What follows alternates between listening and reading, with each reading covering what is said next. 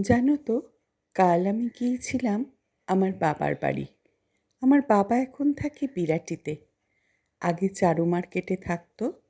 এখন বনের ঠিক পাশের ফ্ল্যাটটায় বাবা থাকে। সকাল সকাল বেরিয়ে গিয়েছিলাম বাবার কাছে যাব বলে। বাড়িতে ঢুকে দেখি সামনে কোথাও বাবা নেই। এই যে দেখছো সামনের এই ছবিটা, এটা আমার মার ছবি। প্রায় ১.৫ বছর হলো মা আমাদের মধ্যে নেই। ঘরগুলো কেমন খা খা করছে না? অবশেষে বাবার দেখা পেলাম। বাবা পুজোর ঘরে। তাই চলে এলাম বোনের ফ্ল্যাটে। বাবান সোনা দরজা খুলে দিল। বোনের ছোট ছেলে। ও কিন্তু আমার এই ভিডিও শেখানোর এক গুরুজি। এবার বোন এলো। বোন তো কোচিং করে।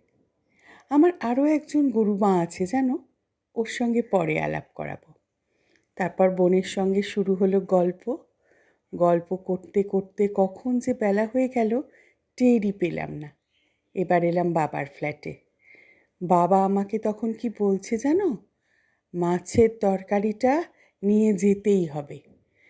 এবার বাবার সঙ্গেও সুরে দিলাম আর এক রাউন্ড গল্প। গল্প করতে করতে দুপুর হয়ে গেল। দুপুরবেলা আমি আর বাবা মিলে কত আগের কথা বললাম। বাবা মার দুটো পুরনো ছবি বার করলো। কি সুন্দর না? এই যে আমাদের ফ্রিজের ওপর দেখো দুটো ছবি আছে। ২০১৪ সালে আমরা গ্যাংটক গিয়েছিলাম। এটা সেই সময়ের ছবি। এই যে গণেশের ছবিটা দেখছো, এটা গুজরাটিওয়ালাদের কাছ থেকে মা কিনেছিল। কি সুন্দর না? মার ঠাকুরের সিংহাসন। এখনও যেন চারিদিকে মার ছোঁয়া। মনটা এত খারাপ লাগে। ইনি বাবার দেখাশোনা করে এখন। এই যে কুবলা, আমার বোনের বড় ছেলে। দুপুরবেলাটাতে বোন, বোনের বড় ছেলে আর আমার বাবান সোনা সবাই মিলে এত মজা করলাম। প্রথমে তো কিছুতেই ওরা ভিডিওর সামনে আসবে না। তারপর হই হই গল্প যা হয়। এবার তো ফেরার পালা।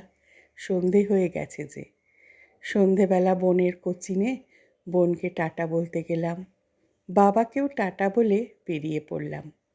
বাবা জানো তো নিজ অবধি এসছিল। ফেরার সময় এত মনটা খারাপ লাগে।